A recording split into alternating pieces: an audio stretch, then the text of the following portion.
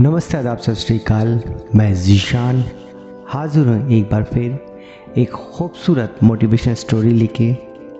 आज की कहानी का शीर्षक है दो तेंदुओं की कहानी, जो हमें लेसन देती कि आपको कितने दिन हुए हैं कोई नई स्किल्स सीखे हुए। नंदनवन में जग्गा और राका नाम के दो तेंदुए रहते थे, जहाँ हिरणों की कोई कमी नहीं थी। दोनों अपने अपने इलाकों में आराम से इनका शिकार करते और महीने के अंत में जंगल के बीचों बीच स्थित एक टीले में मिलकर साथ में कुछ समय बिताते। ऐसी एक मुलाकात में जग्गा बोला, मैं सोच रहा हूं कि अब मैं सुअर का शिकार करना भी सीख लूं। इस पर राका बोला, ऐसे करने की जरूरत ही क्या है? इस जंगल में हजारों हिरन हैं और हम बड़ी आसानी से उनका शिकार कर लेते हैं। फिर क्यों बेकार नया शिकार सीखने में अपनी एनर्जी बर्बाद की जाए? तुम्हारी बात सही है, पर आज यहाँ बहुत से हिरन हैं, पर कल किसने देखा है? क्या पता एक दिन इनकी संख्या कम हो जाए, जग्गा ने समझाया। यह सुनकर राका जोर से हंस पड़ा, बोला, जो तुम्हें जी में आए करो, मैं बेकार की चीजों में अपना समय बर्बाद नहीं करूंगा। इसके बाद दोनों तेंदुआ अपने अपने रास्ते चले गए। फिर महीने बाद वापस उसी टीले पे मिले। जग्गा उत्साहित होते हुए बोला, पता है, इस महीने मैंने बड़े ध्यान से सुअरों की गतिविधियां देखी। इन्हें पकड़ना इतना आसान भी नहीं है।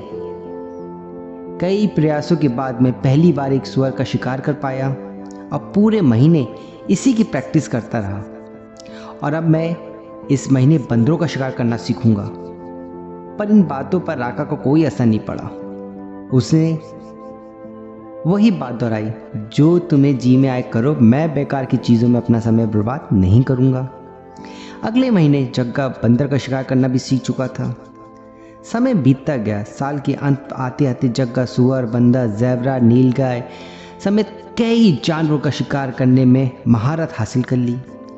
और दूसरी तरफ राका अभी भी बस हिरणों का शिकार करना ही जानता था। अगले कुछ सालों तक सब कुछ सामान्य रहा, पर इसके बाद नंदनवन में भयानक सूखा पड़ा। तालाब के तालाब सूख गए।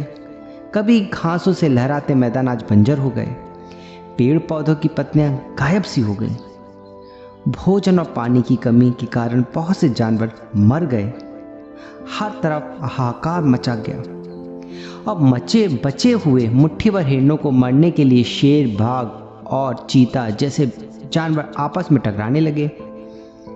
ऐसे में जग्गा और राका एक बार फिर से टीले पर मिले और साफ पता चल रहा था, इस त्रस्ती के बावजूद जग्गा की सेहत पर कोई खास फर्क नहीं पड़ा, जबकि राका की हालत बुरी थी।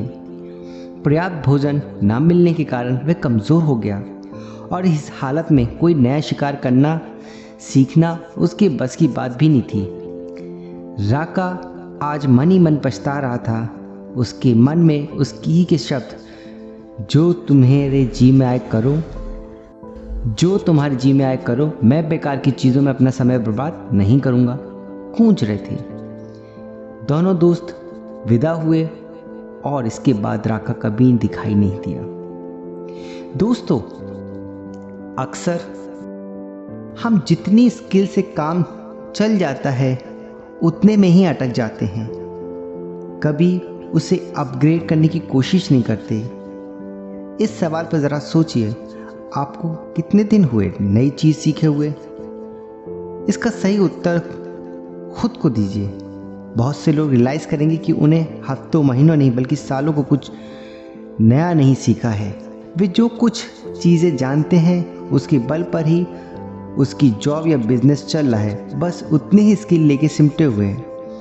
वे सालों से जिस क्लास को जिस तरीके से पढ़ाते हैं वैसे आज भी पढ़ा रहे हैं। वे सालों से कंपनी में जो काम जिस तरह से करते थे आज भी वैसे ही कर रहे हैं। वे सालों से जो बिजनेस जैसे चल रहा है आज भी वैसे ही चल रहा है।